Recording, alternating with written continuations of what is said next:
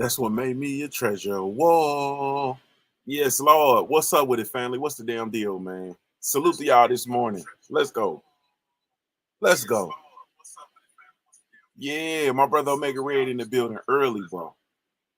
Hey, man, my wife woke up laughing at you, bro. She said, you see his people in the chat already for the show. Uh-oh, no sound. Hold on. I'm good. Hold on. Oh, my sound went off. Man, I done tripped out, man. We done been in here moving and grooving the whole time, man. Salute to you, family. Testing, testing. 1, 2. Y'all hear me? What's up with it, family? What's the damn deal, man? This is Junior the Truth. And this is indeed us in the morning, man. Salute. Hopefully, y'all. Okay, you say you hear me. Oh, man. You said you hear me, but you couldn't hear me because of the internal. Oh, man, y'all missed the whole mixed up the music and everything, man. I didn't tripped out. I didn't had I clicked it, but then didn't click it. We working through though. We working through. Salute to the family, man. What's up with y'all, man? This is Junior the Truth, and this is indeed, man, the Push Junkie Sports Show, man, aka Sports Talk in the AM, man. Salute to the family, man. Salute to everybody. Shout out to the LDBC. Lions Den Boxing community. Be sure to go visit the website, join the website, become an official documented member of the family. www.ldbcsports.com, and that's www.ldbcsports.com, man. Salute to everybody that's been fell through this morning, man. Salute to the family. My brother Omega Red in the building. What's up with you, bro? Black Attack, what's happening? D-Man Jr., what's good with you? King Vonnie 86, what's happening? The Scholar, Kevin Dunbar in the building. What's good with you, man? Pittsburgh Big Dog is in the building. What's good with you, homie? Salute to you. My brother Cadillac Red, I got them Cadillacs on 22s. You feel me? In the building. What's up with it, Cadillac? My brother, one half of Supreme Beast Boxing Talk in the building, man. What's up with you? King Vonnie 86, what's happening, man? Salute. Hey, Lucchini, this is it. What? Salute to Lucchini. Where Lucchini? Salute to the homie Lucchini in the building. Well, this is it. What? Lucchini falling from the sky. What's up with it, Lucchini? Salute, man. Yes, indeed, man. Yes, indeed. He said, oh, okay, this a cut. Yes, sir. Yes, sir. That's shout out to the little bro Remy. That's Remy Williams, man. That's Remy Williams. I'm good. You feel me? That's one of my anthems. That's that black boy. He said, that's that black boy joy anthem. You feel me? That's that black boy joy anthem. Yeah. Salute to the family though, man. My brother Omega, man, my wife, man, was tickled this morning, bro. She said, you see his people already in the chat. I said, oh yeah. I said that, I already knew who it was. I'm like, man, that's my third shift, folks. You know, they get in there and get it in before they go to sleep. And she like, oh, okay. And then she said, and he asked, why you got Drew Titan on the screen? Who is Drew Titan? And I hadn't seen the comment or none of that, man. But my wife was tickled as hell. Like, why he say who is Drew Titan? So she laughing, and I'm like, Drew Titan is one of the brothers in the LDBC. And that ain't him. And my wife was like, well, why you got Drew Titan in the picture? I'm like, that's not Drew Titan. And then I showed her a picture of Drew Titan, man, and she busts out laughing, bro. Like, Omega, you stupid, bro. You stupid, man. I'm talking about I had a good old, we both had a good old hearty laugh this morning. Laughing at you, bro. Like, salute to my brother Drew Titan, man. I'm gonna have to shot this, man, and send it to him. Y'all know the LDVC brothers, especially the content creators, you know, they for the most part, if they ain't at work, they still be asleep. I'm gonna have to shoot that over to him. Hey man, bro, you stupid. That's all I'm gonna say, man. That dude kind of favor Drew though, especially y'all know Drew get on that. Y'all know Drew get on that. He be about that action. He get on that action, man, and he get to looking just like that, bro. He's one of them. Drew got them. He's animated, bro. He's really, really, truly animated. He got them faces. You feel me? And that dude favor Drew. Drew's hairline ain't pushed on the back of his neck like that, bro. You feel me? But yeah, I ain't finna hold you. That dude favor Drew. You know what I'm saying? That dude favor Drew. Salute to the family, man. I am indeed Junior the Truth. You can follow me everywhere via social media. I can be found with the handle Junior the Truth, JUNIORTHETRUTH, and that's over all the social media platforms, man, each and every one. If you're really looking for me, though, you can catch me over on the Punch Junkie Network, man, the last place in the world for real fans of the sweet science, man. The last place in the world for real fans of the sweet science. Y'all be sure to come check us out. www.punchjunkie.network. That's www.punchjunkie.network. But punchjunkie.com would most certainly, most definitely get you there, man. It'll definitely, most certainly get you there. So salute to y'all, man. What's going on with it, man?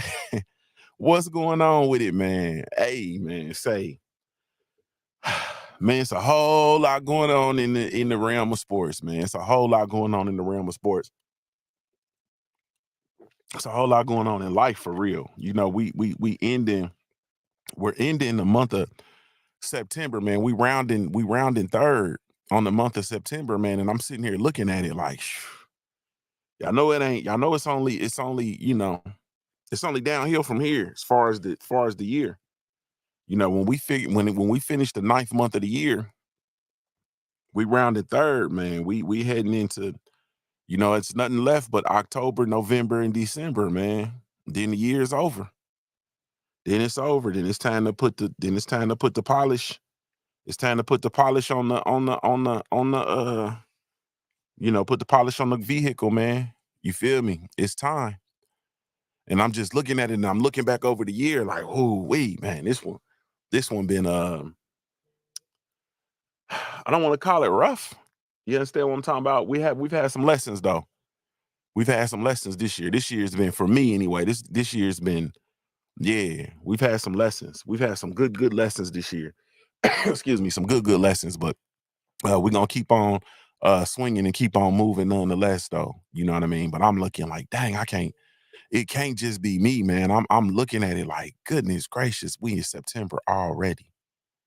You feel me? Like this is literally September. And not only is it September, we over the halfway point in September and we headed into the end of the month. Like shit, the 20th, it's only 30 days left. We got 10 days left in September. You feel me? 9, depending on how you do your math. And then it's straight October, we straight moving into the harvest. You know what I mean? So I'ma just encourage you all to stay encouraged.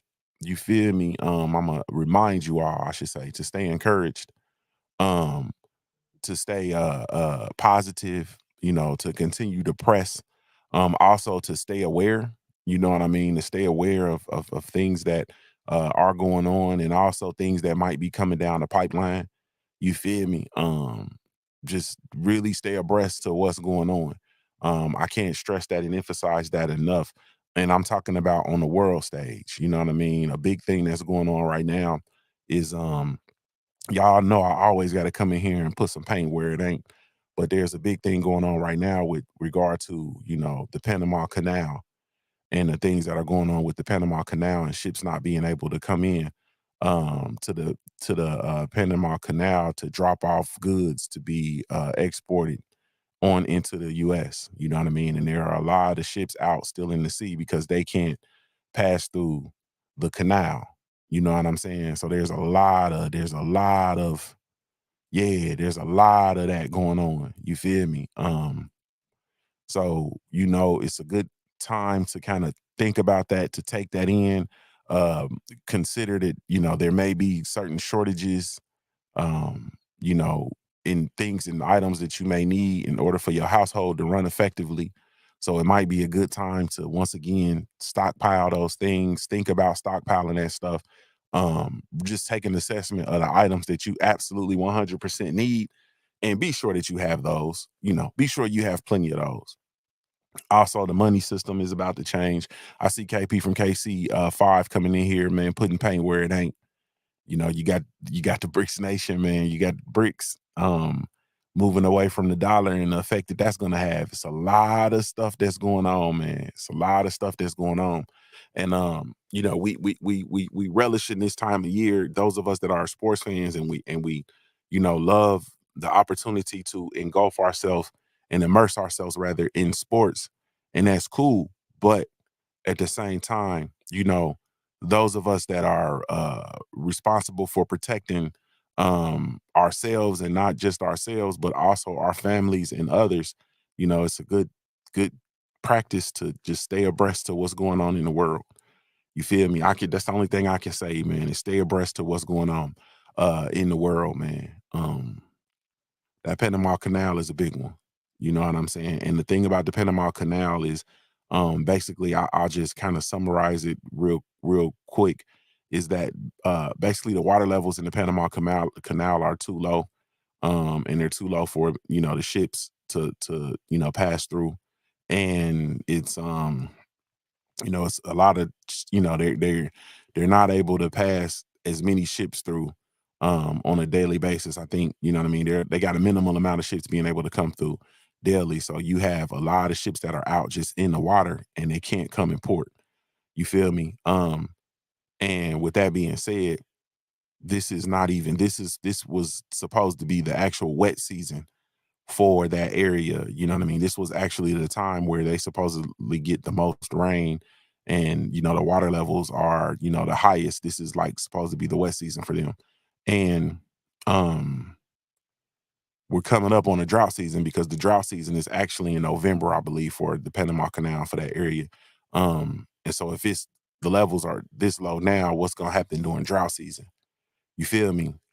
So these are just some things that just really, like I said, think about, you know what I mean? As you're leading your lives and protecting your family and preparing for, things as they come. That's it. Salute to my sister Tay Tay, pulling double duty. Thank you so much. That's all I had to say about that though, man. But salute to the family. I hate to Golly, man, I hate to I be feeling like I be coming in here casting a shadow on your day, and I'm not trying to cast a shadow on your day. I just want y'all to be aware. Like, I just think that, at this point in this juncture, ignorance is really no excuse. Not knowing is not really an excuse, anymore, because we have access to so much information. You know what I mean? So it's kind of you either be aware, you know what I mean, and be informed, or man, be in a bad space. You know what I mean? That's it. I see nobody's really interacting with me when I talk like this. You know what I'm saying? That I understand it, man. You know what I mean? I understand it. I understand it 100%. But man, King Vonnie said they keep messing with nature. Nature gonna bite back. Boy, that's spoken like that's that real live Indian shit. You feel me? When you really connected, you understand things that are going on, and they're not being natural. You know what I mean? Like, what a thunderstorm look like, and you know what one don't look like. You know what clouds look like and what clouds don't look like. You know what I'm saying? So yeah, I agree with you.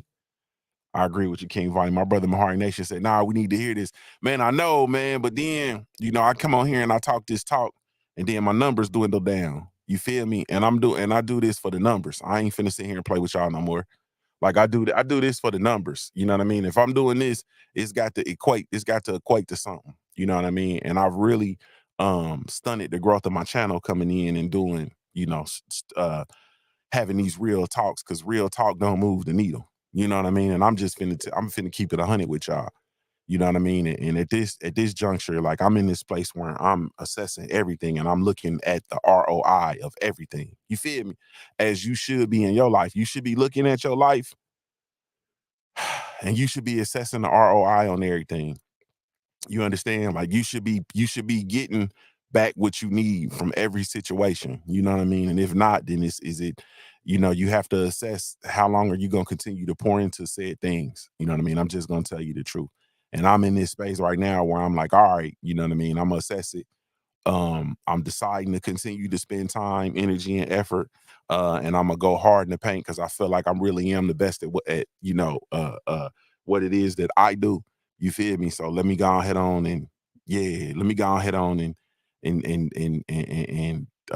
move the envelope. My brother King Von 86 salute. He says ROI, return on investment. You feel me?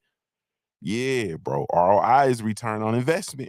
You got to have that ROI, man. If you ain't getting that ROI, bro, you gotta you gotta rethink. And that's everything. That's relationships, that's your career, that's everything, man. It has to be a ROI. If there's no ROI, you gotta reassess it.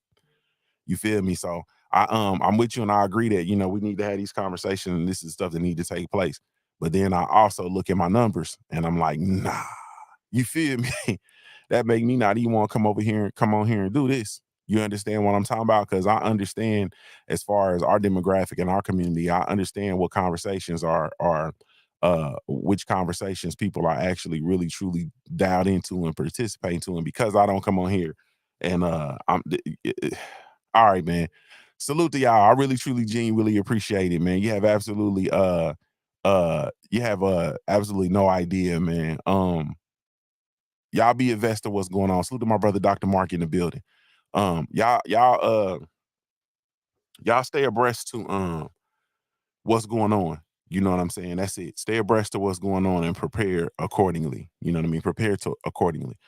Um, Man, I wanted to come in today just real quick and touch on some stuff that I haven't really been able to touch on because of varying reasons. You know what I'm saying? Varying reasons. One thing I wanted to touch on though was, let me see.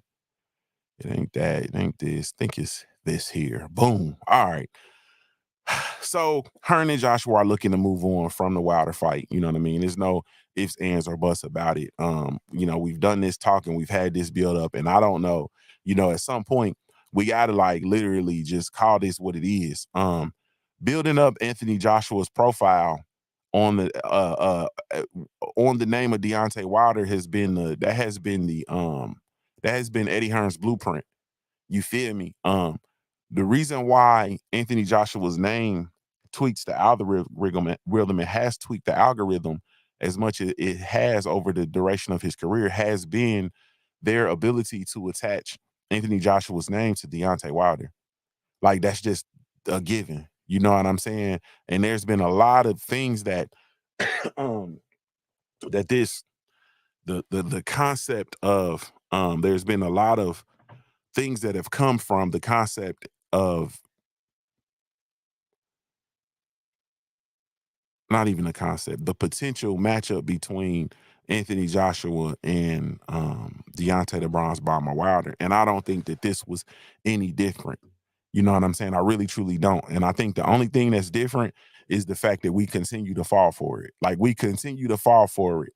Um, like we just continuously we fall for it. Like every time it comes up and there's the conversation is being had, and AJ looks like he's really finally about to face Wilder, and every time we fall for it. You know what I mean? And then somehow, some way, the rug gets pulled out from under the fight, out from under that fight, man. I'm gonna say it like this, and I'm gonna put it bluntly, and I'm gonna put it straight. And I've said this before, I've said it in the past, I'm gonna continue to say it.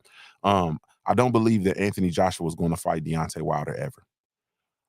I believe that Anthony Joshua is afraid of Deontay the Bronze Bomber Wilder.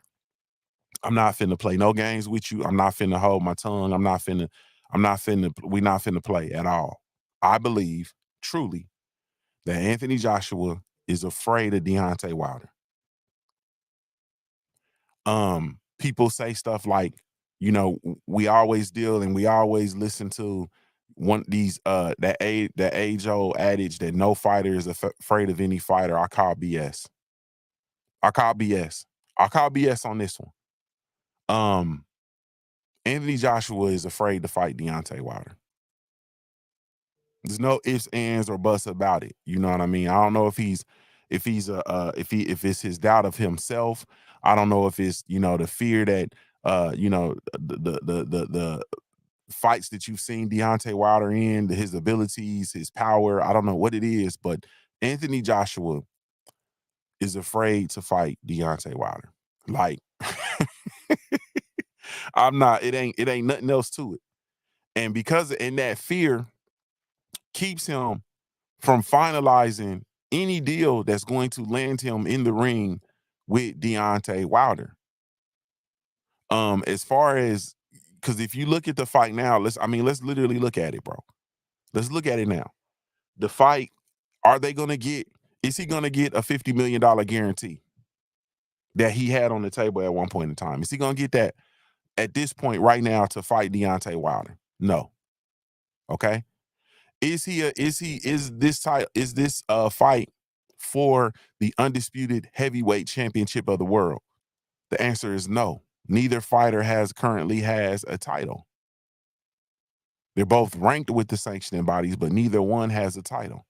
Alexander Usyk having the WBA, WBO, and IBF titles, and Tyson Fury having the WBC currently, which I have my thoughts about that as well. You know what I mean? But we'll talk about that at another time. Maybe we'll do that in the next show. But at the end of the day, Anthony Joshua is 100% terrified of Deontay Wilder. Like, this is, y'all can put this on wax. Fighters will come in here, and I understand, fighters come in here, and you got to do the boxer thing, and you got to say, man, no fighter is scared of any fighter. Nobody's afraid of anybody. They're only afraid of losing. They're afraid. They're afraid of losing their records. They're afraid of being undefeated, blah, blah, blah, losing their undefeated status. They're afraid of losing the potential to earn money and blah, blah, blah, blah, blah. I call bull. I call bull. He is afraid. You know what I'm saying? Like, he is literally afraid. He is in fear of Deontay the Bronze Bomber Wilder. No ifs, ands, or buts about it. In my opinion, if a $50 million guaranteed purse with 50% on the back end for the pay-per-view on, what potentially could have been $100 million fight, in my opinion, you feel me? If that wouldn't get him in the ring and the shot at the undisputed heavyweight title of the world, if that didn't get him in the ring, then I don't think anything that, I know the Saudis got bread and all of that. I don't think that's going to get him in the ring. I think that he has, the ability to get in here and fight lighter touches and still get paid and prolong his career. You understand what I'm saying? And then at this juncture, I think that the pressure is even greater, because if you really look at it, for all intents and purposes, if you really look at it and you really assess it, and you really take a take a for real look at it, then what you'll see is that what happens if he goes in there and actually loses to Wilder? You understand? Like, at this juncture, what impact will a loss to Wilder have on his career? Really think about that. You understand what I'm saying? If he goes in there and gets flatlined and gets faded by Wilder, which potentially could happen, you understand what I'm saying? What does that say about his career? What further damage does that do to Anthony Joshua's career? That's a very, very real thing. That is a very, very real thing. And so at this juncture, I don't think that Anthony Joshua is willing to actually take that. He's not willing to do it. And that's, he's afraid. Shit. He's afraid. Nothing more, nothing less. Salute to my brother, New Fat Boy Fitness, in the super chat, man. Salute. He says, morning fam, bam, been a minute since I caught a live. Salute, bro. I appreciate you. I appreciate you, New Fat Boy Fitness. Salute to my family. Yes, indeed. Whole lot of Choctaw Indian shit going on, man. Salute. KP from KC says, oh Lord. KP from KC, the homie says, hey, Wilder KO, send somebody here. Literally. Like, literally, Deontay Wilder comes out and KOs Anthony Joshua. It's a done deal. Everything that we thought we had with him, everything that we thought he was, no, sir. No, sir. Let me see. Okay, there we go. Salute to my brother King Vonnie 86 in the super chat, man. Salute, bro. I appreciate you. I truly do. Salute to you, family. So yeah, so we can do away with it, and I'll break it down to the simplest compound with you. Anthony Joshua is afraid to fight Deontay Wilder. I think that maybe if he's still sticking around, and at the end they can get a big fight at the end of his career or whatever, maybe. But right now, man, they dancing from that Wilder fight, and that has been the blueprint for getting them. That has been the absolute blueprint for putting a buzz behind Anthony Joshua's name. That has been the actual blueprint. And I think it's time for us as fans, it's time for us to stop falling for it, man. AJ is not about to fight Deontay the Bronze Bomber Wilder, man. It's over with, man. Salute to the family, though. Really, truly, genuinely appreciate y'all, man. One time for the Punch Junkie. Be sure to go visit the website, punchjunkie.com, for all the latest, greatest news in the sport of boxing, www.punchjunkie.com. Also, you can go over there and you can get over to Punch Junkie the shop, which is punchjunkieshop.com, www.punchjunkieshop.com. But the link is on the punchjunkie.com. It'll get you there. But you can go over there and get all your memorabilia, man. You can go get all your merchandise. You can get we have collectibles over there as well. You can go get your collectibles. You can go get your stuff, man. Go on over, go check it out. punchjunkie.com, man. You can go access the shop and access the news, which is most importantly, man. All the latest, greatest news in the sport of boxing, man, is right there for you. You feel me? Go ahead on and go get it, man. Also, available now, man. We do have the new and latest issue of the Punch Junkie magazine, man. The latest issue of the Punch Junkie magazine is up and available. It's on shelves now, man. You can go over to punchjunkie.com and go over to the shop, man, and get the magazine. Hey, man, salute. Salute, man. Salute to everybody getting your copy, man. The magazine's flying off the shelves as usual, man. Thank y'all so much for the support. Really, truly, genuinely appreciate you. The magazine is available in digital as well as print form. It's a man, it's there. You know what I mean? It's there, man. I felt like this issue, it, I don't know, man. I feel the same way about all of them, man. I think they all my babies, man. But I really like this one. Salute to the GOAT, the greatest woman of all time, man, Clarissa Shields, man, aka Clarissa T-Rex, aka the GOAT. You feel me? Salute to her, man. She's gracing the cover of this one. It seemed only right, you know what I mean, to get her on there and stand 10 toes down on that, man. So salute to Clarissa, man, and salute to, man, we got a lot of features in there, man. We got some, you feel me, we got a little razzle dazzle. Salute to everybody once again that contributed, man. Salute to all of the writers, everybody that, you know, the named writers. Salute to all of the anonymous writers, man, that write in. You know, we have people who contribute who are anonymous. They write for other sites and whatnot, but they contribute, you know, anonymously. Salute to them, man. Really, truly, genuinely appreciate everybody that made this issue possible. It's been a long time coming because, you know, um I feel like boxing is a very fickle sport, and I feel like as a fan of the sport, um, I'm fickle, and this publication is of, by, and for the fans of the sweet science, man. Make no mistake about it. You know, this is ours. This thing belongs to us. You feel me? This is our thing. You understand what I'm saying? And no, it's not for sale, so stop asking. But anyway, the latest issue of the Punch Junkie magazine is up and available, man. Go over to punchjunkie.com, go to the shop, and you'll see it there. It's available in the digital format as well as the print format, man. I'm really fired up about this one. I ain't finna lie to y'all, man. I'm really, truly fired up about this one, man. Period. Salute. Salute to my brother, the Cali Enigma, man, over on the Junior Truth mobile app, man. He says, F the haters, Coach Prime is going to win a national title. Man, I agree. I agree to that with that 100%. We're going to get into it. We're going to get into it, man. Salute. My brother Cali Enigma says, AJ has been terrified of Wilder. I won't entertain the idea of the fight until AJ steps in the ring with Wilder. I don't think we're going to get this fight, bro. Excuse me. I really don't.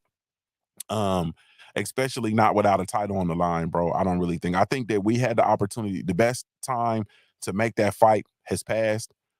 Both fighters, the fight will never be as big as it was when both fighters were undefeated and had world titles. You know, and all of the world titles, all four belts were tied up between the two. AJ had 3 belts that Alexander Usyk now has.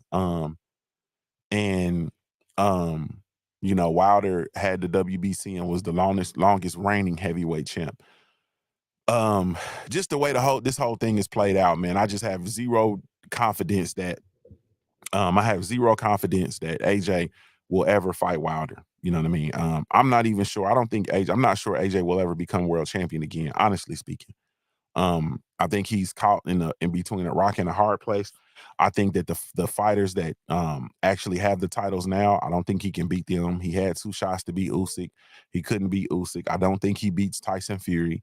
Um, if somehow Usyk gets dethroned, you know what I mean, or whatnot, I don't know. You know what I'm saying? We'll see. You know, he should have already lost to Danny Dubois. So that would be, or Dubois. That's would be probably AJ's best chances if somebody like a Danny Dubois actually beat Usyk, and then he gets a shot at them, you know what I mean, in order to get the titles back, you know, maybe. But other than that, man, I'm not sure that we'll ever see Anthony Joshua um become a champion again. And meanwhile, on the other end, on the other side of it, you know, let's be honest. You know, we're sitting there looking at Wilder, and we're looking at like, okay, which one of these belts is he gonna get first? You know what I'm saying? Like, I hate to, y'all know I'm a Deontay Wilder fan. You know what I mean? But you're sitting there looking at it like, okay, um, yeah, which one of these titles is he gonna get a shot at first? Is it gonna be Usyk, or is it gonna end up being the WBC title? You know what I mean? So I'm not sure. Um, you know, I feel like Tyson Fury should be stripped. You know what I mean, at this juncture, but you know, that's a whole nother conversation. You know what I mean? That's it. You know what I mean? Rev says Joshua stock has taken a massive hit since the Usyk loss. Over here, he won't fight Wilder ever. Damn. Rev said he's not gonna fight Wilder ever, bro. Ever. Not on God's green earth, man. All right, man. So I don't want to belabor that point. Man. Let's go ahead on and get to the my next topic of conversation, man, which was the Crawford and versus Errol Spence rematch. I'm hearing the buzz in about, you know, the information that's going on. I'm not putting a whole bunch of stock into it because I haven't necessarily heard if if Terrence Bud Crawford has come out and made a statement and spoke on this. I haven't heard it. Um so I'm not sure. I've heard of him potentially going to 168. You know what I mean? I heard him talk about that and possibly, you know, pursuing a fight versus Canelo. Haven't really heard him talk about, you know, Jermell Charlo, but okay, going in for the fight versus Canelo. Okay, cool. Um, but I haven't heard him talk a whole lot in the great totality about where he will face Errol Spence Jr. in a rematch, whether it be at 147, 154, or whatever the case may be. So I haven't heard a whole lot about that from directly from Buzz. So I'm not putting a whole bunch of stake in this, but I'm gonna say this. You know, I hear people saying that you know, Terrence Crawford doesn't owe anything. He doesn't owe you know, Errol Spence Jr. anything. If he wants to fight at 147, he should fight at 147, and you know, yada yada yada yada yada. He doesn't owe Errol anything. I'm gonna say this. I disagree with that. You know what I mean? I disagree with that, and I'm gonna tell you why.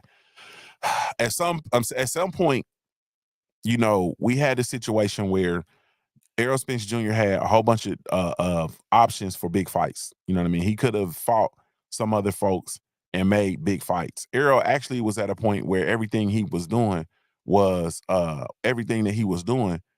pretty much was a big fight. You know, if nothing else, we know that he could have a fight in Dallas, impact the arena. You know what I'm saying? Um, and be that against Keith Thurman. He could have Usyk run it back versus Usyk. You feel me?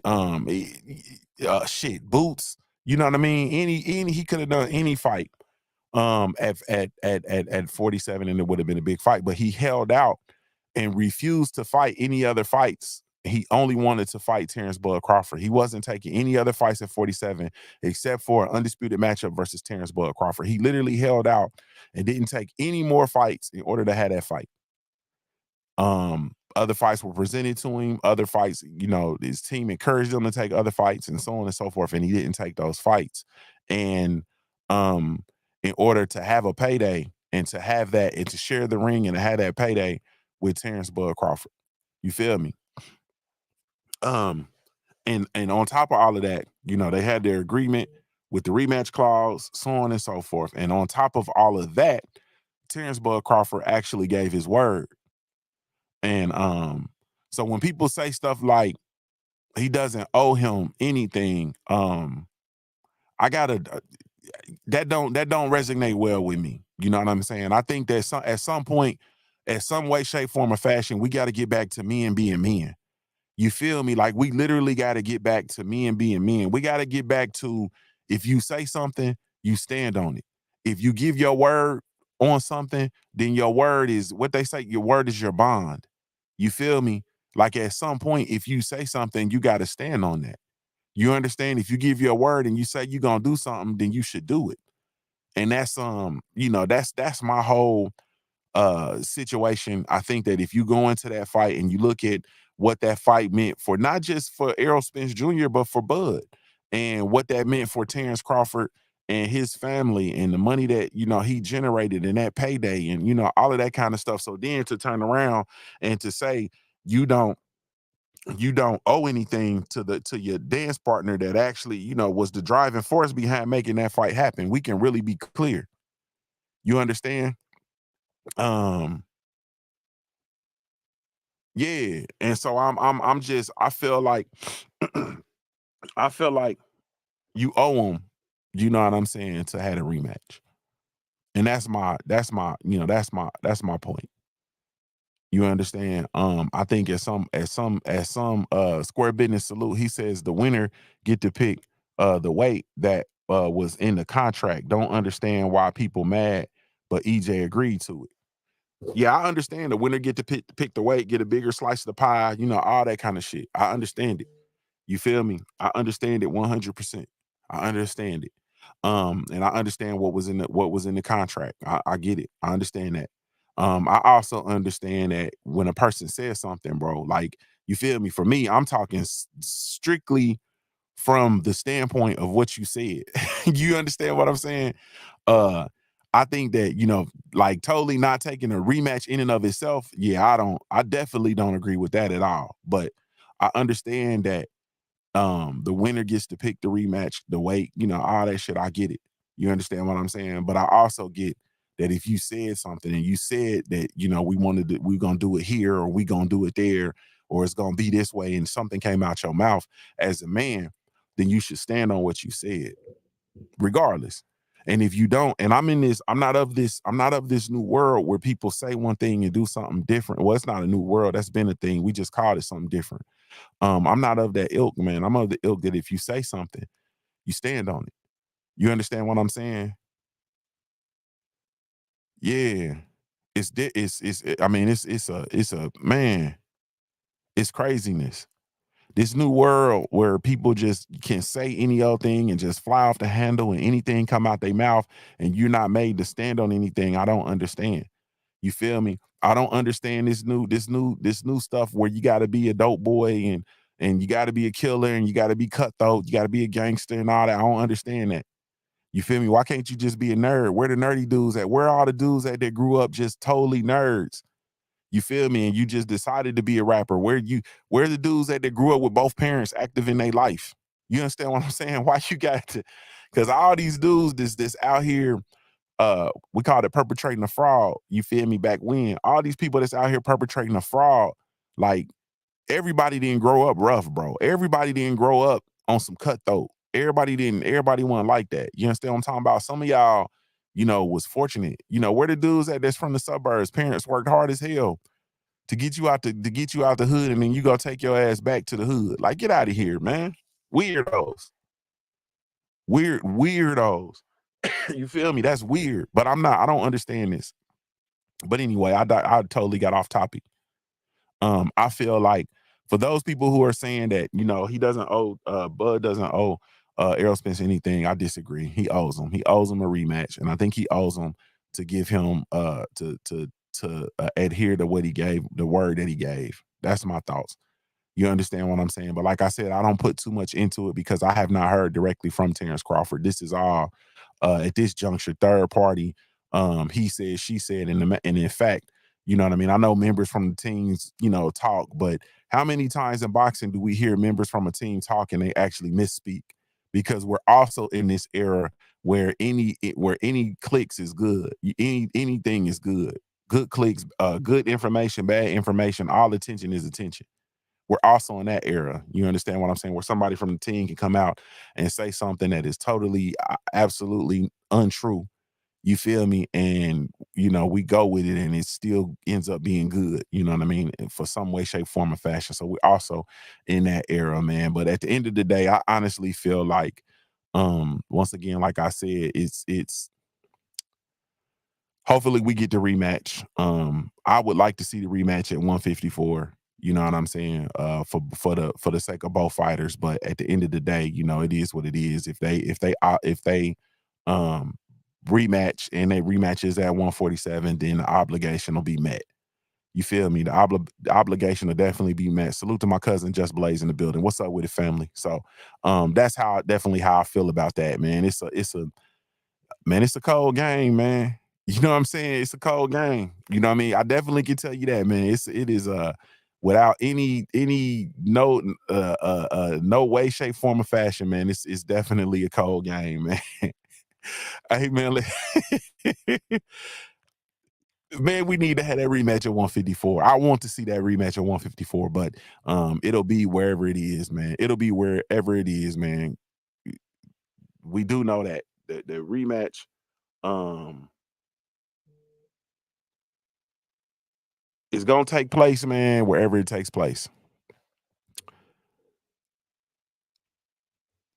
Man, I want to say something so bad, I'm not gonna say it though. I'm not gonna say it. If it come out your mouth, stand on it though. You know what I mean? That's all I will say. If it come out your mouth, stand on it. We offer the best grooming products for you.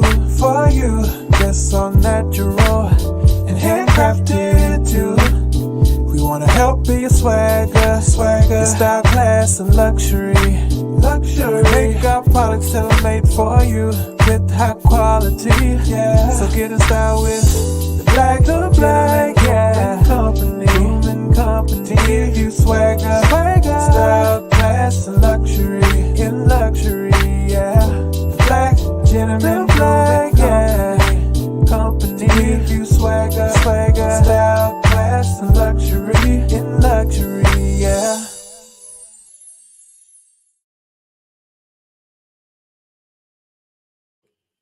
One time for the Black Gentleman Grooming Company, man. www.theblackgen.com, man. Salute to the family. We do have a line of all natural handcrafted grooming products, specifically with you in mind. Y'all be sure to come check us out, man. www.theblackgent.com. That's www.theblackgent.com.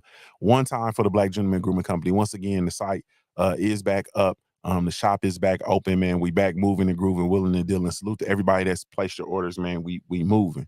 You know what I mean? So salute. Really, truly, genuinely appreciate y'all, man. We coming in. Y'all know we rounding. We getting close to that, that no shave November. You understand what I'm saying? That no shave November, that beer game month, man. We coming in. You know what I mean? We coming in hot. You feel me? We coming in hot. Pause. Salute to the family though, man. All right, man. So this is one that's gonna be I've been trying to. All right, man. I'm gonna tell y'all the truth. I've been trying to avoid this conversation. You feel me? I've literally been trying to avoid this conversation for whatever reasons. I feel like not really avoid the conversation because it's a conversation that needs to be had, but it's a conversation that I'm not really looking forward to. You feel me? I'm not really looking forward to it.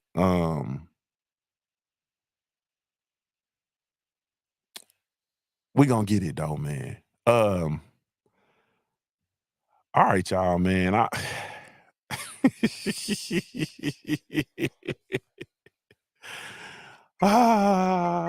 Coach Prime owes the black community, man. Coach Prime owes the black community.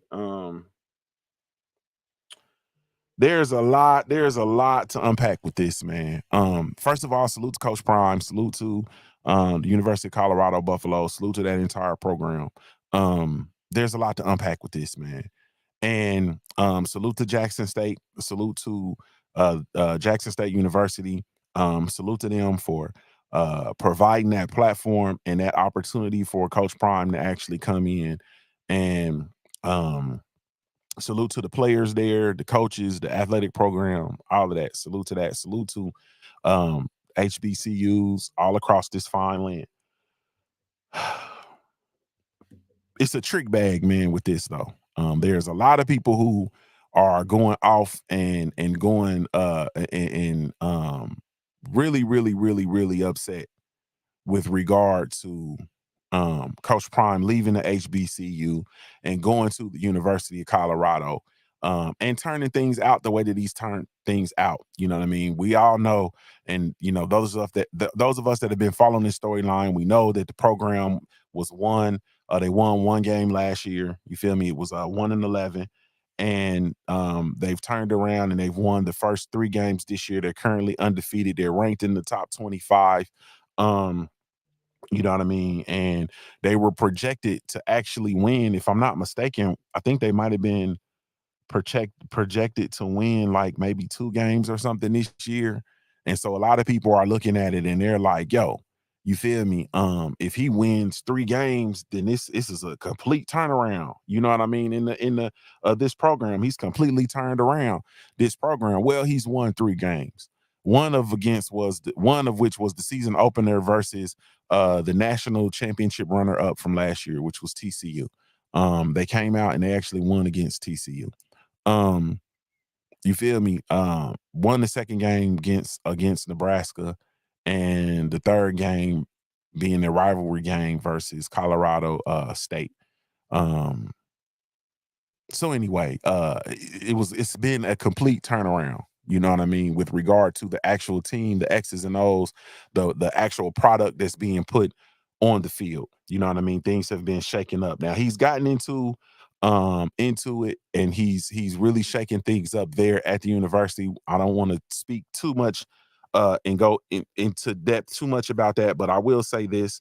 Um, let me see. Let me take these off so I can see. Um, a couple of notes for Coach Prime and what he's done at the University of Colorado up to this point. He has every home game for the season has been sold out. So every home game is sold out. He had the viewership was 9.3 million for the Colorado versus Colorado State game this weekend. That's 9.3 million.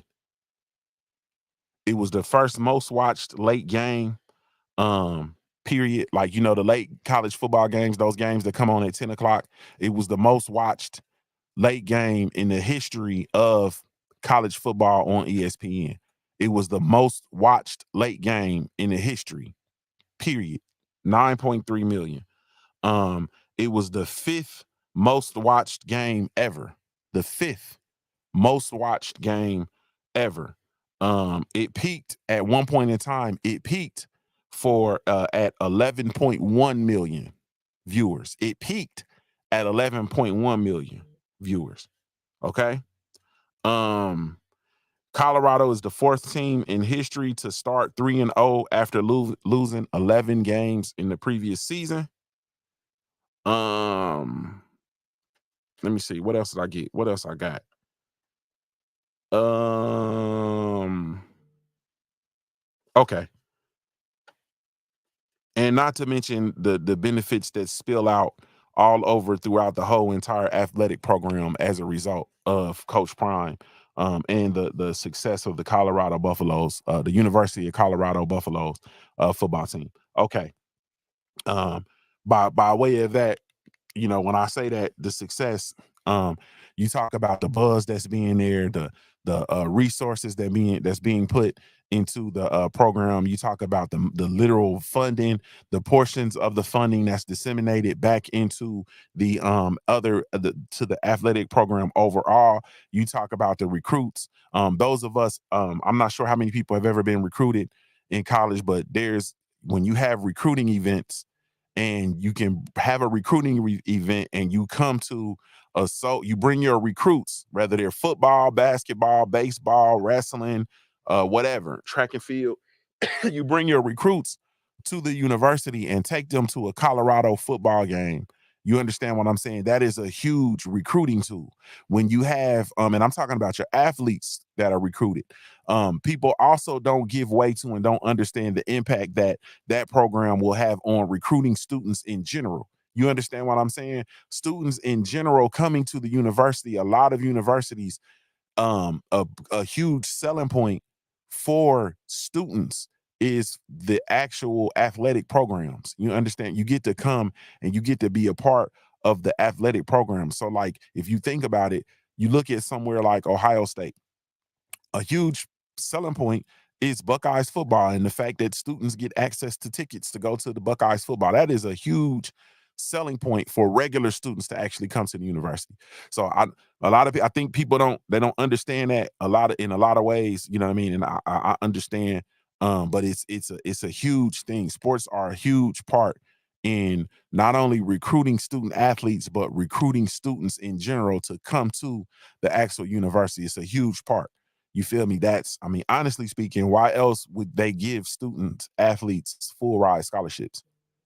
Like a lot of people, I mean, people don't think about it to that capacity, and I understand it, but you got to think that there is a return on investment. If you give a student athlete a a scholarship, there's a return. You know what I mean? And there's actually a formula that is associated with that as to, pretty much how many students are you going to be able to bring into the university based on the scholarships that you issue out to the student athletes, especially the revenue generating sports. Now, not all college sport programs are revenue generating. You feel me? The Power Five, those football programs are revenue generating by the hundreds of millions of dollars. You understand what I'm saying? But anyway, so I'm gonna throw some now. Okay, so there's a lot of people who are upset with Deion Sanders because he Coach Prime, because he left Jackson State University. And he left the situation there and he moved on to, he left the HBCU and moved on to a PWI. And a lot of people are saying, oh, he should have stayed there. He should have did that. He should have did that. He should have did this. He should have toughed it out, yada, yada, yada. He also, there are a lot of people who are showing up at the Colorado games, and a lot of famous people are coming to the Colorado games and showing support at the Colorado games. And they're saying that, well, they didn't come to Jackson State. They didn't come to Jackson State. So maybe we'll pick a plot and we'll start there. Maybe we'll start with that point. Okay. Um, First and foremost, prior to Coach Prime, Deion Sanders, coming to Jackson State University, I personally didn't know where Jackson State was. You feel me? I had heard of it, lightweight, but I didn't. And the only reason I had heard of it is because Walter Payton went there. You feel me? The great Walter Payton, rest in peace. You feel me? I didn't know where Jackson State was. I wasn't a person that's gonna claim that, oh, I knew where Jackson State was and blah, blah, blah, blah, blah. Um, he he went there, and the next thing you know, the program is getting a great deal of notoriety. You feel me? The program is getting a great deal of notoriety. People are coming to games. The games are sold out. Um, excuse me. The games are sold out. Um, they're getting coverage on ESPN. Also, the ESPN, the pregame show, the college football pregame show. Do y'all know that they actually did a show live at Jackson State? I think for the first time in history. You understand what I'm saying? I think for the first time in history, they pulled up at a HBCU. You feel me? For those people that are saying these people didn't go to the games or whatever, I have absolutely no idea what y'all are talking about. But do y'all know how many celebrities pulled up to the Jackson State University games? This wasn't a new thing. Like you know how many former players pulled up, the former players that are pulling up at the University of Colorado are the same players that were pulling up on him at Jackson State. the Warren Sapps, the Michael Irvins, the Chad Ochocinco's. You feel me? The Shannon Sharps, like those were they came and were there at the same time. You know, they were at Jackson State as well. You also had people who were the famous rappers and they were pulling up at Jackson State. Nobody paid attention to Jackson State University. Now, as far as kind of the off the record things that you know what I mean, I guess I'll touch on. I won't go a whole lot. There were a lot of things that were promised to Deion Sanders, Coach Prime, when he went to Jackson State that didn't take place. One of which was that when they sold over 30K for the ticket sales, he was supposed to get a kickback after they made 30K for each game. You feel me? Those games were sold out and they never made good on any of that money. You understand what I'm saying? They and they actually massaged the reports, and the reports came out. This is allegedly, the reports were coming out saying that the highest they had ever made at a game was 28K. The highest revenue they had generated from a game was 28K, which is absolutely impossible when you have 60,000 fans in the stands. When you have 60,000 people in the stands, how is the highest generated game only 28K? So they didn't make good on that. There were also parts of the program that you have to understand that they were Coach Prime was pouring in his own money. He was pouring in his own money to fund the program, to make the locker room renovations, to build out certain parts of the stadium, to be able to actually feed the players meals that were fit for, you know, college, top tier college athletes. He poured in his own bread. You understand what I'm saying? He poured in his own bread. Now there are reports that say some reports say he funded it. Other reports say that the college actually matched him, you know, dollar for dollar, whatever the case may be. He is a coach and he poured in his own bread to make those renovations that I don't have a total on a cost of the renovations, but he poured in his own money. You understand what I'm saying? Now, let's pause there for a second because we're going to let's get away from him being Deion Sanders, the greatest cornerback to ever play the game of football. We're going to get away from him being the NFL Hall of Famer. Let's get away from that. And let's say that he is an employee of the university.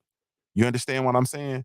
Have you ever took a job and went to the job and felt like the conditions at the job were not conducive to your success within the said job, and poured in your own money to make the necessary renovations? Did you ever go to a job and the restroom needed to be upgraded and you said, this restroom ain't gonna work for me, so let me goddamn pour in my money? I said I wasn't gonna cuss this whole show. That's the first time I cuss. Let me pour in my own funds and renovate this restroom. So I'm gonna put 20,000 into renovating these restrooms to bring these restrooms up to a satisfactory so that we all can be in here comfortably. You understand what I'm saying?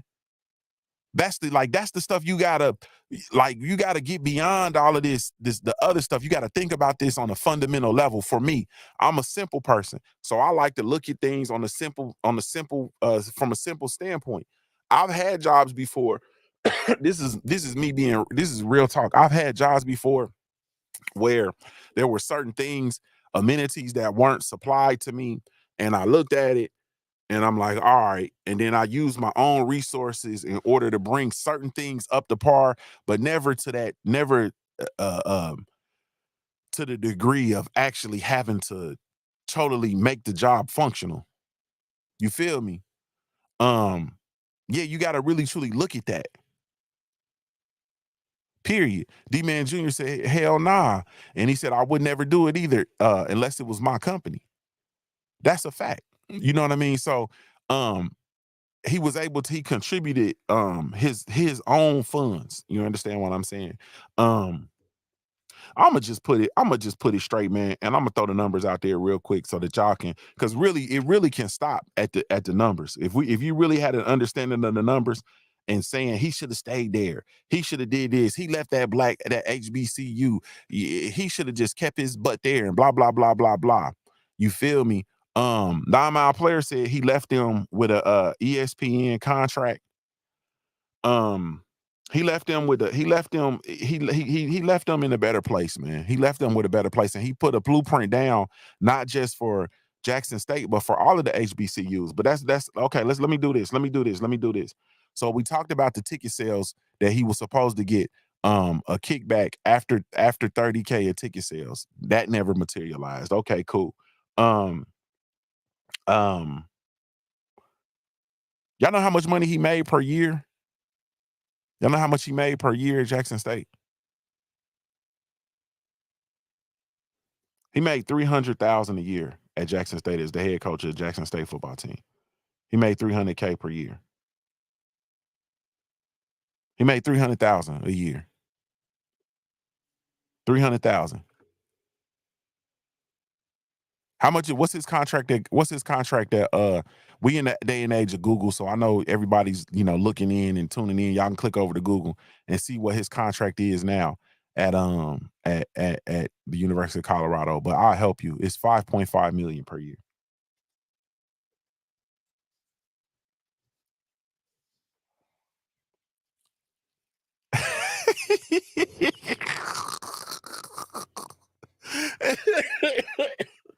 And so you got people that's coming in and demonizing this man and vilifying this man for taking a job that is going to pay him. I can't even do that math, man. What's three? That's shit. 300 the 3 times that's 15. Is it 15 times more than what he's actually making? Is that right?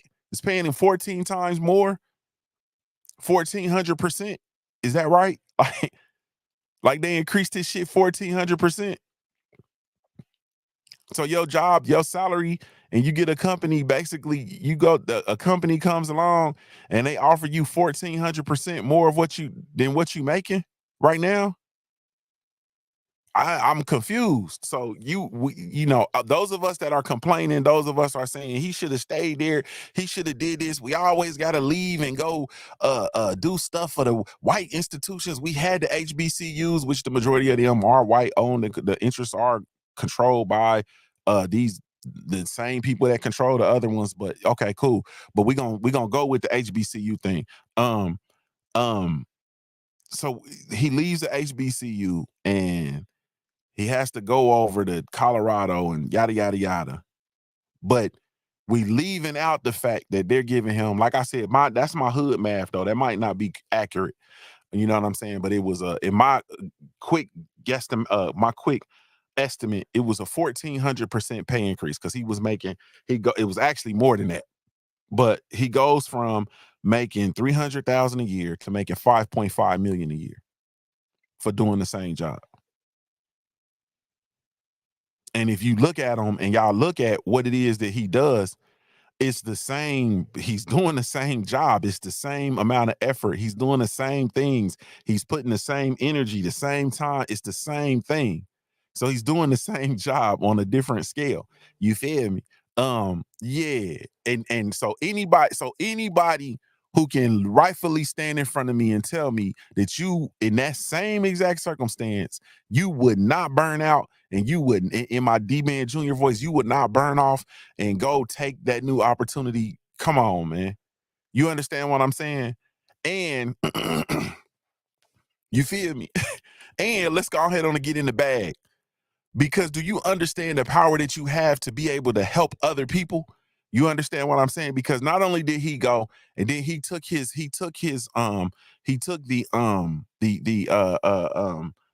his coaching team, his coaching staff with him. You feel me? Because you got to understand he has a staff of people that he's getting done in a bad way. He has a staff of people that is over falls under his leadership. And you got to understand, if he's getting underpaid, what are they? What's happening to them?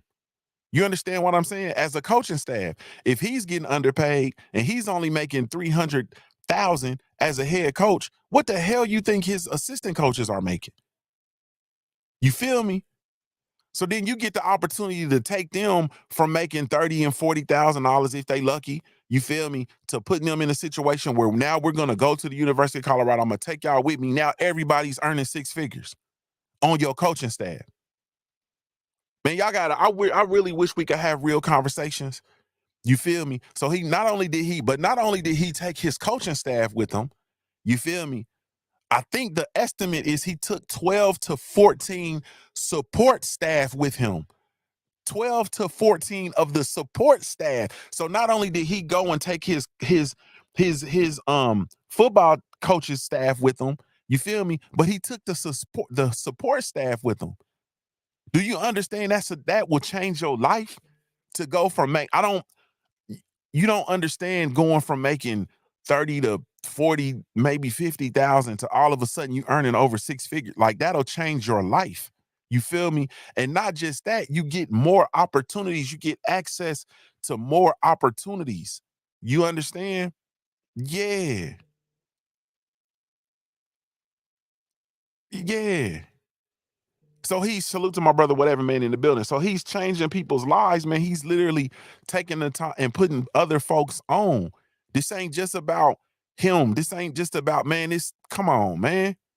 And that's not to mention the kids that went and followed them to the program as well. Like it's a lot, man. It's a lot. And not just that. You understand what I'm saying? And salute to Jackson State for bringing them in.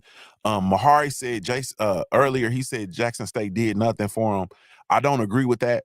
I believe that Jackson State was an entrance. It was an opportunity for him to go in. It was an opportunity for him to get in the game, to get in and prove that he could do these things. Without him being at Jackson State, there's no way a Power Five conference participant would have taken a shot and brought him in to have this effect. You understand what I'm saying? So salute to Jackson State for giving him that opportunity. He went there, he fulfilled the job. He gave them 3 seasons. He gave HBCUs, he gave SWAC, he gave Jackson State, he gave them 3 seasons. And not only did he give them 3 seasons, he put down a mean blueprint. He put down a mean blueprint for them. He brought exposure to HBCU football. We're starting to see more HBCU players actually drafted and picked up. You understand what I'm talking about? He's given several opportunities to several people who under different circumstances wouldn't have those opportunities. You understand what I'm saying? That's a very real thing.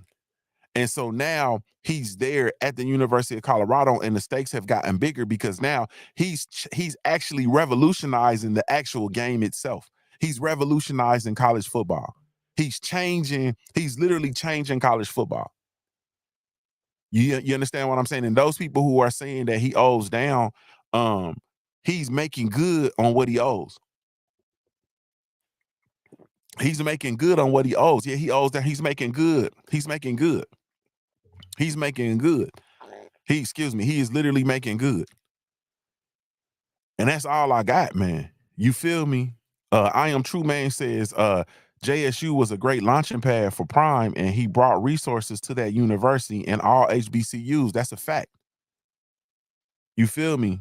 That's a fact. Mahari said you should have opened the phone lines. I started to, bro. I started to. We'll get the phone. We'll get them. I'm not gonna open them today because I'm getting ready to slide, but we'll get them open. We'll get them open on this conversation. We'll come back to it. But I feel like, and I'm gonna be real with y'all, man. And I titled this Coach Prime in the Complex, and I guess I have to speak on it. All right, man. So we have a complex, you know what I mean? Black folks. You feel me? We have a complex. And salute to Cadillac. He says Dion and Jackson State was an even exchange, though. Said it was an even exchange. You feel me? I feel like Coach Prime came up on the short end, honestly speaking. You understand? But sometimes you take in order to get on, you take the shorts. You take the shorts. You feel me? And this is coming from like I've had in my career, I've had situations where I've taken pay cuts. Like I've taken damn near 50% pay cuts before to get moved to a different space. You feel me? To improve my work-life quality, to improve opportunities, in order to be able to get, you know what I'm saying, my graduate degrees done. Like, yeah, I've actually done it. You know what I mean, before. So you know, I believe in that. I believe in it being an even exchange. Definitely. But I'm gonna say this, man. The black complex that I speak of, and hopefully, you know, you can hear this and accept this, and we have a complex, and our complex is we're always looking for a savior. You understand what I'm saying? We're always looking for a savior within our community. We are always looking for a savior. Let me put that back up there. You understand what I'm saying? And if you look at the picture, you see Coach Prime in his element doing what it is that he's doing. Those of you out who are looking at the live stream, you see Coach Prime in his element doing what it is that he's doing. You feel me? You see somebody in the back, you know, and all these folks are black, you know what I mean, by you know, or considered black, you know what I mean. You got my dude right here who's angry. That's the dude Cadillac Red, look like Drew Titan. You feel me? We got the other dude back there in the back, puzzled, holding his head, trying to figure it all out. We got the sister over here with you know, her arms folded, she looking salty. You understand what I'm talking about? We got Black Jesus there in the middle. You feel me? We have a complex, man, where we're always looking for a savior. You understand? Damn helping yourself. Damn getting in this space and really actually helping yourself. We are always in this space where we are looking for somebody to come and save us. We are looking for somebody to come and minimize themselves and lessen themselves and take and fall on the sword in order to save us. You understand? And we never look to save ourselves. You understand what I'm saying? So all of the people that are saying something and have a conversation about what Deion Sanders should have done and how he should have stayed at Jackson State and what have you done to contribute to that program?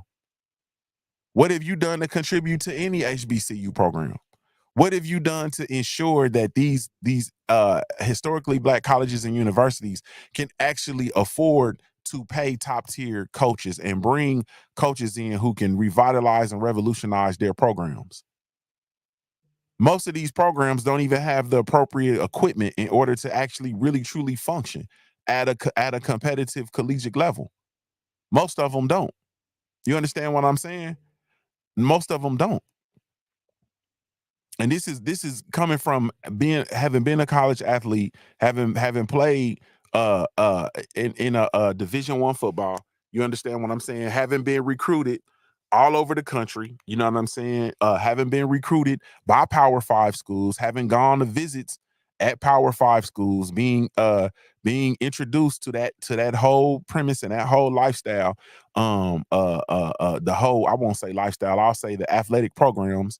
You feel me? Having actually been an employee of two HBCUs and been around and worked with those athletic programs. You feel me? How many people who are actually talking and critical and demonizing and vilifying Coach Prime have actually done it, have actually contributed to their local HBCU? How many of them have contributed to their alma maters? You understand what I'm saying?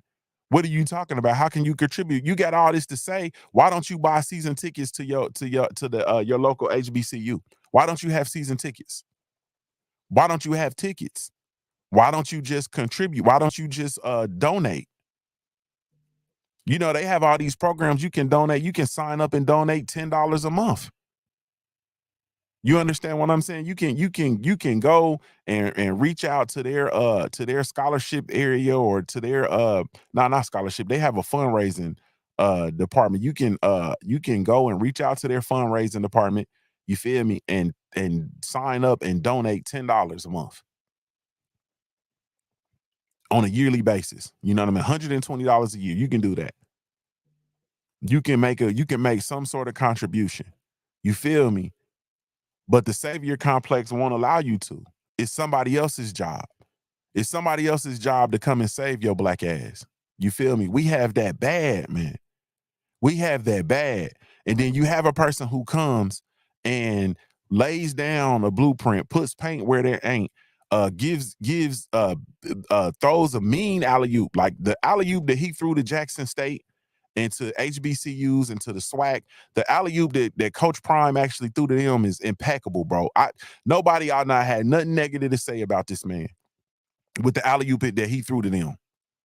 You feel me? All not had nothing to say. But that savior complex makes you feel like your savior abandons you. And now who's gonna save you? Now what the baby's gonna do? Now what the kid's gonna do? Now you feel me? Nah, man, at the end of the day, ultimately, when it's all said and done, what we're dealing with is Coach Prime versus the savior complex, which is unfortunate because he has other fish that he has to fry. Like he has other um fish that have to be fried. He's in other fights. You understand what I'm saying? He's in other fights, bro. You got the face of college football uh uh for the past 30 years, Lee Corso, basically vilifying what Deion Sanders is doing. Like you got other fish to fry, bro. He has other fights. He has other fights. Yeah. And so it's really unfortunate that we can't rally behind what it is that he's doing because he's revolutionizing this stuff. And guess who's going to benefit? The kids that we're producing. The kids that are coming from these our hometowns and our families and our neighborhoods. You understand what I'm talking about? Those kids that are being recruited to come play Division I football, or being recruited to HBCUs, or being recruited to go play college ball on any level. This shit is getting revolutionized. We already have the NIL deals where kids are now able to be millionaires in college. You understand what I'm saying? So what you're going to see now is you're going to be able to have kids who are going to be able to go to school and don't even have to worry about playing pro.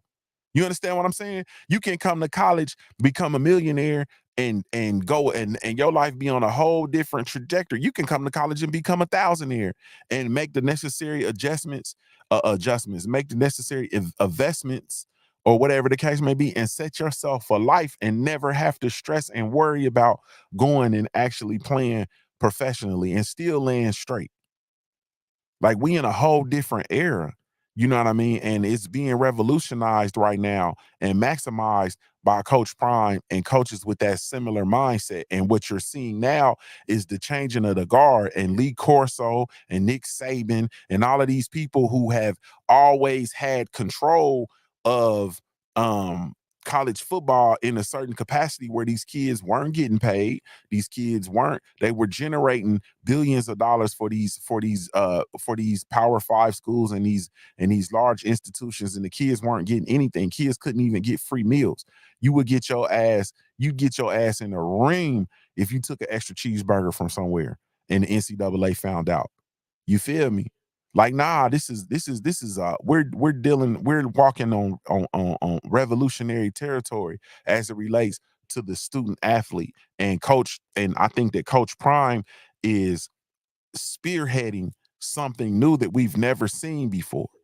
So there are bigger fights that he's fighting, and it's gonna be for us. He gets into the press conference, and the first thing he says is, "I know y'all not used to seeing a black confident man like myself coming in here who's leading a locker room that's 70% black, and I'm coming in here and I'm speaking with confidence. And I know y'all not used to seeing it. I know you don't like it. That's the what battle you think he taking on when he talk like this? Are you serious?" And we got the asinine audacity as the black community to come out here and try to vilify this man because he left a university that wasn't pouring into him like he was pouring into them. Are we being serious right now? That ain't nothing but the complex. You feel me? That ain't nothing but that something for nothing complex that we got. You understand what I'm talking about? You want to sit back and you don't want to do your part. And somebody's supposed to come along and save your black ass. And that is why when you're in the situation that we in right now, because ain't nobody coming to save you. You feel me? You got to goddamn fight. Yeah, you got to fight. You got to claw. And you got to stop looking at people that's fighting and clawing like they crazy. And you better goddamn start swinging yourself. I knew I wasn't gonna make it out of here without cursing, man. I said I'm start turning over a new leaf. I got to stop all this cursing. My kids, one of the age, they like seeing me on the channel, so I got to stop cussing so my kids can actually watch. And here I am. You feel me? But we gotta get over this complex, man. I gotta go now. It's 9:29. I said I was gonna get out of here at 9 o'clock, but we had to get into it. My final thought is basically what we're dealing with right now, man. Unfortunately, is anytime somebody does anything different from our community, anytime a person makes strides towards making it out per se, and I'm quote unquote, you feel me? This is what we deal with. You understand what I'm saying? And there's not a college football coach, there's not a college football player, there's not a person, there's not a college football administrator, you feel me, or an athletics administrator who wouldn't do what Deion Sanders did. You feel me? Eddie George, I'll use him as an example. He's a former player, Hall of Fame. I believe he's in the Hall of Fame. If not, he's a Hall of Fame fighter. I'm not sure if Eddie George is in the Hall of Fame. I feel some kind of way about that too. I should know better. Eddie is the coach at Tennessee State University. Okay. You mean to tell me, let me break out my Judge Joe Brown voice. So you mean to tell me that if Eddie George being at Tennessee State University in Nashville, salute to Tennessee State University, you mean to tell me that if the University of Tennessee, the Volunteers, reached out to Eddie George and wanted to hire him to come take over their football program, you mean to tell me that Eddie George wouldn't move from the University of Tennessee, from Tennessee State University, to go coach at the University of Tennessee?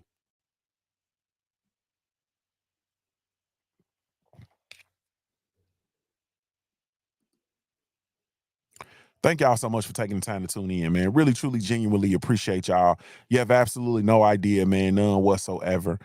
Shout out to the entire LDBC Lions Den boxing community. Be sure to go visit the website, join the website, become an official documented member of the family. Man, salute to y'all. This is Junior the Truth signing off. Salute to everybody over the Junior Truth mobile app as well, man. I see y'all. Thank you so much. This is Junior the Truth signing off, man, giving you your daily reminder to view your life like a pair of dice until your life looks like a paradise, man. I'm a hard-born player, made. If you don't know anything else about me at the end of the day, I got to keep pushing, baby.